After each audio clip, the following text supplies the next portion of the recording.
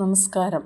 സമുദ്രനിരപ്പിൽ നിന്ന് ആയിരക്കണക്കിന് അടി ഉയരത്തിൽ ഒരു തുള്ളി വെള്ളത്തിന് പോലും സ്വർണത്തേക്കാൾ വിലയുള്ള ഒരു സ്ഥലമാണ് ലഡാക്ക്, ഒരു തണുത്ത മരുഭൂമി.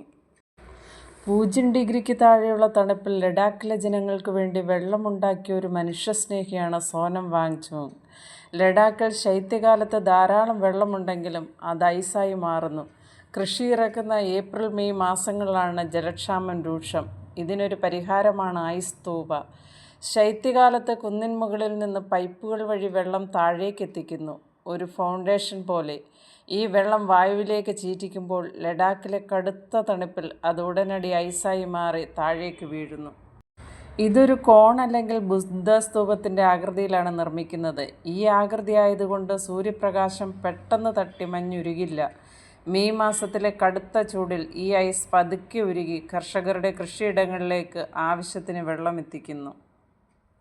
1980-കളിൽ ലഡാക്കിലെ 95% കുട്ടികളും സ്കൂൾ പരീക്ഷകളിൽ പരാജയപ്പെടുമായിരുന്നു.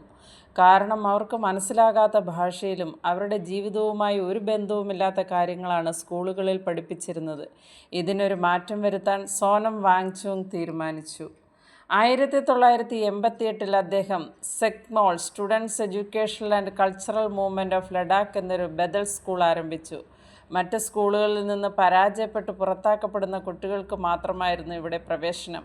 ഇവിടെ പുസ്തകം കാണാതെ പഠിപ്പിക്കുന്ന രീതിയില്ല. പകരം കുട്ടികൾ സ്വന്തമായി സോളാർ കെട്ടിടങ്ങൾ ഉണ്ടാക്കുന്നു, കൃഷി ചെയ്യുന്നു, സ്വന്തമായി റേഡിയോ സ്റ്റേഷനും പത്രവും വരെ നടത്തുന്നു. അതായത് ലേണിംഗ് ബൈ ഡൂയിങ് എന്ന പ്രായോഗിക രീതി.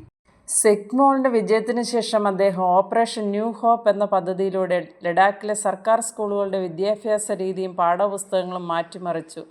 ഇതിൻ്റെ ഫലമായി ലഡാക്കിലെ വിജയശതമാനം 5% നിന്ന് 75% ഉയർന്നു.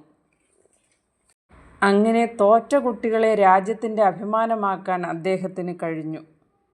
ശ്രീധർ വെമ്പുവിൻ്റെ സോഹോ സ്കൂൾ വഴി കോളേജ് ഡിഗ്രിയില്ലാത്ത +2 കഴിഞ്ഞ കുട്ടികളെയാണ് പ്രോഗ്രാമിംഗ് പഠിപ്പിക്കുന്നത്. സോഹോയിലെ 15%-ലധികം എഞ്ചിനീയർമാരും കോളേജ് ബിരുദമില്ലാത്തവരാണ്. സോനം വാങ്ചുകിൻ്റെ സെക്മോൾ സ്കൂളിലും പരീക്ഷകളിൽ പരാജയപ്പെട്ട വിദ്യാർത്ഥികൾക്കാണ് പരിശീലനം ലഭിക്കുക. ഓർക്കുക, വിജയം വെറുമൊരു പേപ്പർ കഷ്ണത്തെ ആശ്രയിച്ചല്ല. ജയ് ഹിന്ദ്.